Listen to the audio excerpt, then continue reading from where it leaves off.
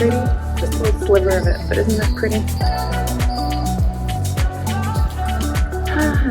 I'll just stay here, thank you. Smile. Oh, what are you doing to your hat? I love you.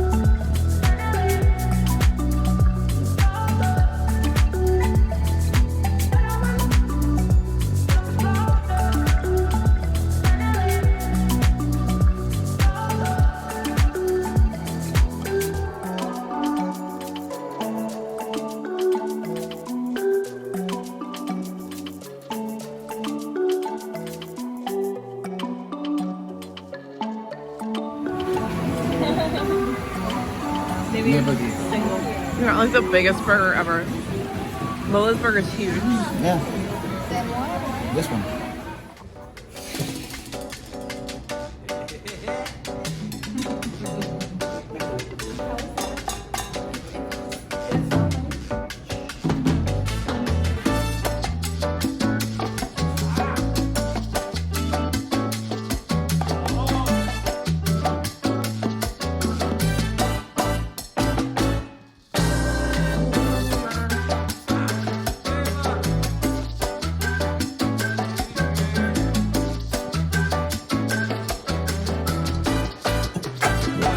Hola, mi amor.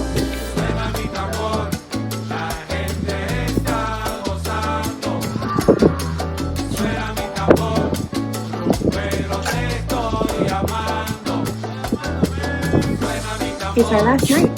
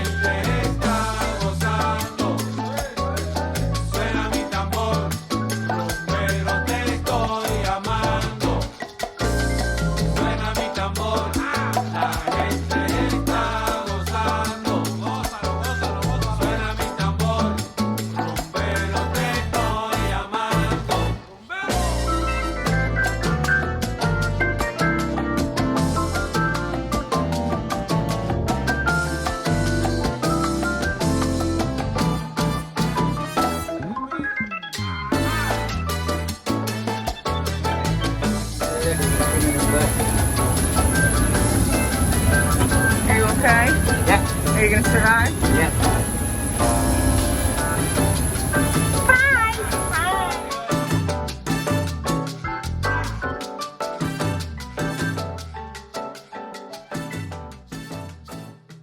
Hi guys, welcome back to the channel. Welcome back from vacation. We've been home for about a week now, and if you haven't been following me on Instagram or you don't check the community tab, you will know that no sooner did we get home than we ended up with COVID. So I have been very delinquent in getting this out. I also really haven't been doing much of anything for the last few days except for sleeping. So I am finally feeling well enough to just do the outro clip I wanted to film to wrap up this this vacation slash reading vlog, talk to you guys about all the books that I did read while I was on vacation and all that. So I hope you guys enjoyed the clips before this. It was hard to film things while on vacation because I really wanted to participate in my vacation and not just film things, but I hope that the things that I did snag for y'all were fun and gave you a little taste of what our vacation was like. We had a really great time with family and with each other, even though we were all family, and we had a really lovely time. I got a bit of a suntan. I also broke the wristband to my watch. I have a new one coming, so you can really see just how much sun I did get while we were down in the Dominican. But I read 5 books while I was in DR, and like I finished one basically when we got back, so I'm going to consider it on my vacation. So I'll take you through those. I'll start with, I did finish The Maleficent 7, which is our TBR lowdown pick from May, and we do need to schedule our live discussion. We've gotten a little behind, as you might imagine, because of me and me feeling better and up to doing some filming. This is as up to it as I could get. No makeup. I'm just here. Let's just chat. But I really loved this. It's a grimdark fantasy. It's standalone. It's sort of based on the Seven Samurais story, and I think I'm not going to talk about it too much because we're going to talk about it in the live show whenever the heck that is. I think what I liked is right in the copy mark page, it says, "Can evil ever be good?" It was like literally right on the copy mark. And I think that's a really good question for this entire book to remember as you're reading it, because all of our characters are kind of bad guys on every side, and there is no like clear-cut good or evil. Everybody thinks that they're good. Or knows that they're evil but thinks that their cause is good and just. So it's really interesting. It's kind of funny. It gives me a bit of Kings of the Wild vibes in the way that it's written in the banter. It's bloody and gory, and I absolutely adored it, and I can't wait to discuss this. So if you have read this, keep your eyes peeled. I'll put it in the community tab. It'll be on TBR Lowdown as well on Instagram. As soon as we figure it out, I will announce the live. It'll be like in the next week or so. Just keep your eyes out and we will be discussing this. So if you've ever read this, or please join us for the discussion. I also read The Decagon House Murders. This is a classic of Japanese murder mystery. It's very heavily based on And Then There Were None by Agatha Christie. It alludes to that story a lot. You've got this group of kids that of college students who are all part of this crime club, and they all have nicknames that are like famous crime writers. So somebody's Christie and somebody's Doyle and somebody's yada yada yada. But they end up at this house in this isolated island, and there has been this murder that has occurred, or like this murder-suicide that occurred years ago on this island. They go there to like investigate and stay there, and I think they're supposed to be writing murder mysteries and all this other stuff while they're there. And then of course people start to die, and then what's interesting is you're not just in that insular space on the island with all these kids dying. You're also off the island with a couple people that were in the club that are also kind of now connected and are. It's almost like they're both trying to figure out who the murderer really is, and it's really interesting. I enjoyed it. It was good. Naomi read it and loved it, and she felt like she was surprised by who did it, and I think that I would have been more surprised by who did it if I hadn't been looking so hard for who did it, because she was surprised, if that makes any sense. If that makes any sense. She said it was somebody that she really, really couldn't believe. Like it really got her. So I was then of course looking for like who would be the least likely to have committed this murder. And so I don't know if I definitely guessed it, but I definitely was like, they were in the running. Like I wasn't as surprised as I guess she was. I finished The Way Through the Woods on Mushrooms and Morning, which is translated from Norwegian. And this was a lovely little nonfiction book about mushrooming, but also about the author, Prof. processing her grief after her husband dies suddenly and at a youngish age. And it was really lovely. And there's all these like lots of little illustrations inside, the information about different kinds of mushrooms and like the mushroom hunting kind of culture across the world. Was really interesting. And also these, how she would then tie that into how she was dealing with the grief of losing her husband. Having these plans, like taking this mushrooming course was something that she and her husband had talked about doing prior to his death, and then he dies. And so like that is a discussion of like all the things that you had planned to do together that you're never going to do together again. There's all kinds of discussions about various different stages of grieving after you lose a spouse. So it was really interesting. I thought this was a really cool little nonfiction book that teaches you a lot about mushrooms and talks about grief. And there's even some good recipes in here, or they sound good. I haven't tried them yet, but so this was lovely. Sorry if I'm a little my mouth doesn't really work at this point. I have COVID brain. I finally finished 2 books that were just lingering on my I've been reading shelf, whatever the currently reading shelves, and one was Sweet Bean Paste. This is again translated from Japanese. This book was phenomenal. I don't know why I didn't like dive headfirst into it before, probably because it was on my Kindle, but like it's so good. You have this man who's running this dorayaki shop, which is like a pastry dessert that has sweet bean paste inside of it, hence the title. And it's not going so well. He's kind of a wreck. He has like a storied past where he had been in jail, and the guy who used to own this dorayaki shop lets him work there to pay down his debt, but he's passed, and so now he pays down his debt to the wife. Anyway, nobody really comes because the doryaki's not that great. And one day, this tiny little like wizened old lady runs into him and basically like thrusts her sweet bean paste on him, and then but she's all gnarled and gross, and he's like, I don't know if you can be seen by customers, so yes, you can help me with sweet bean paste, but you gotta stay in the kitchen. And eventually like this really heartwarming story unfolds. There's also a young girl that comes into the shop that these 3 characters just kind of all come together and just touch each other's lives so beautifully. And it talks a lot about what it's like to be isolated from the world. It's really lovely. I don't want to like, not that it's like a surprise, but I don't want to like ruin a plot point that they take a little while to like get to. But it's really good. It's a very sweet story. It's a very moving story. It's a lovely story. The way that the lives of your main character and this little old lady sort of mirror each other, and how they don't realize that until they start to really understand each other, is wonderful. The notes and letters that they write each other, or she writes him, are just stunning. It is an absolutely beautiful book. Honestly, one of my favorite reads from the month.